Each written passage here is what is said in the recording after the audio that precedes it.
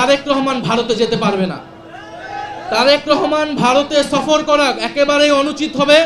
বাংলাদেশের জনগণ এটা কোনোভাবেই মেনে নেবে না। শেখ হাসিনার দিল্লিতে আশ্রিত অবস্থায় থাকা, সেখানে প্রেস কনফারেন্স করা, ওসমান হাদির খুনিদেরকে ভারতে থাকা, সেটা কেবলমাত্র একটা ইস্যু।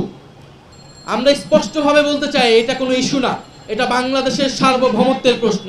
শেখ হাসিনা, গণহত্যাকারী শেখ হাসিনা যিনি দিল্লিতে আশ্রিত, তারা একটা প্রেস কনফারেন্স করেছে এবং ভারত সরকার সেই দায় নিচ্ছে না, সেটাকে অস্বীকার করছে। চিন্তা করে দেখুন যে ঢাকায় ধরুন যে ঢাকার সেভেন সিস্টারের কোন একটা স্বাধীনতাকামী সংগঠন ঢাকায় একটা প্রেস কনফারেন্স করলো এবং বাংলাদেশ সরকার বলল যে এটার দায় আমাদের না, আমরা জানি না এটা কিভাবে হয়েছে, আমরা এটাকে সমর্থন করি না। এটা কি কেউ বিশ্বাস করবে? পৃথিবীর কেউ এটা বিশ্বাস করবে? এটা বিশ্বাস করবে না। বলে দিল্লিতে যে প্রেস কনফারেন্স হয়েছে এটা অবশ্যই ভারত সরকারের এটা প্রত্যক্ষ এবং পরোক্ষ সমর্থনেই এই প্রেস কনফারেন্স হয়েছে। ফলে দিল্লি থেকে আওয়ামী লীগ যা কিছু বলছে, শেখ হাসিনা যা কিছু বলছে, এটা আমরা শেখ হাসিনার ভাষ্য হিসেবে নিলে এটা ভুল করা হবে। এটাকে নিতে হবে এটা দিল্লির ভাষ্য, এটা ভারতের ভাষ্য। ভারত এই বার্তাটা বাংলাদেশকে দিতে চাচ্ছে।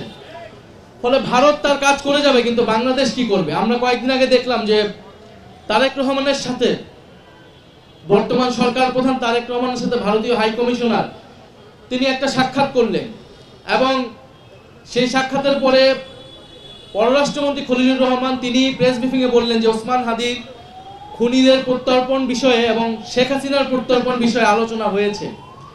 কিন্তু ভারতীয় হাই কমিশনার যখন প্রেস ব্রিফিং করলেন তার মুখ থেকে কিন্তু আমরা এরকম কিছু শুনলাম না। এবং আমরা বোধ করি যে সেই 5ই আগস্টের প্রেস কনফারেন্স নিয়ে সেখানে ভারতীয় হাই কমিশনের বার্তাটা কি, তাদের বক্তব্য কি, এটা কিন্তু এখন পর্যন্ত আসেনি। তাদের দুঃখ প্রকাশ করা উচিত ছিল, তাদের ক্ষমা চাওয়া উচিত ছিল এবং বাংলাদেশ সরকারের শুধু একটা প্রেস বিজ্ঞপ্তি না, খুবই কঠোরভাবে তাদেরকে ডেকে এনে শাসানো উচিত ছিল এবং সেই জবাবদিহিতা চাওয়া উচিত ছিল যে কেন এই ধরনের প্রেস কনফারেন্স কিভাবে সংগঠিত হয়। এটা বাংলাদেশের সার্বভৌমত্বের বিরুদ্ধে এই প্রেস কনফারেন্স হয়েছে। বাংলাদেশের বিচার ব্যবস্থা, বিচারের একটা রায় হয়েছে, সেই আসামিকে যখন প্রেস কনফারেন্স করতে দেয় একটা সরকার, তার মানে এদেশের গণতন্ত্র, বিচার ব্যবস্থা, এদেশের সার্বভৌমত্বের বিরুদ্ধে ভারত সরকার কার্যত অবস্থা নিয়েছে এবং বাংলাদেশের বিরুদ্ধে কার্যত একটা ছায়া যুদ্ধ ঘোষণা করার মতো। ফলে ভারত সরকার কি এইভাবেই বাংলাদেশকে ট্রিট করবে সেটা আমরা জানি, কিন্তু বর্তমান সরকার কি ব্যবস্থা নেবে এবং আমরা রাজনৈতিক জনগোষ্ঠী হিসেবে সেটাকে কিভাবে মোকাবেলা করব, সেই ঐক্যের জায়গাটা আমাদের কোথায় সেটা আমাদের খুঁজে বের করতে হবে। ফলে এবং আপনি ভারতীয় হাই কমিশনারের কথা শুনলে দেখবেন যে বলতেছে যে সাংবাদিকরা যখন জিজ্ঞেস করছে যে সেই প্রেস কনফারেন্স, উনি বলতেছেন যে গণতন্ত্রে ইস্যু থাকবে, আমাদেরকে এগুলো অতিক্রম করে একসাথে কাজ করতে হবে। তার মানে শেখ হাসিনার দিল্লিতে আশ্রিত অবস্থায় থাকা, সেখানে প্রেস কনফারেন্স করা, ওসমান হাদির খুনিদেরকে ভারতে থাকা, সেটা কেবলমাত্র একটা ইস্যু।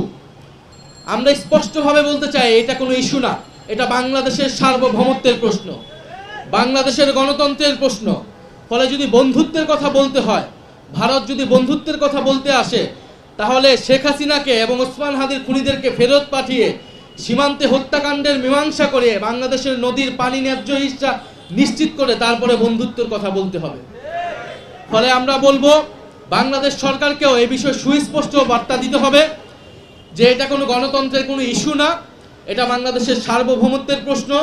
5ই আগস্টের যে প্রেস কনফারেন্স, সেটা নিয়ে তারেক রহমানকে স্পষ্ট জবাব দিতে হবে, পররাষ্ট্রমন্ত্রীকে স্পষ্ট জবাব দিতে হবে এবং এই প্রশ্নের সমাধান না হওয়া পর্যন্ত শেখ হাসিনার প্রত্যর্পণ কিভাবে হবে, ভারতের সাথে বাংলাদেশের সম্পর্ক কিভাবে নতুনভাবে নিরূপণ হবে, এটা ঠিক না হওয়া পর্যন্ত তারেক রহমান ভারতে যেতে পারবে না।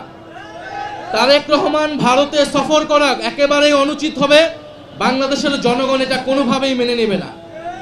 ফলে আমরা আশা করব যে বাংলাদেশের জনগণের প্রতি আস্থা রাখুক, আমরা এই প্রশ্নে সকল দল ঐক্যবদ্ধ থাকব।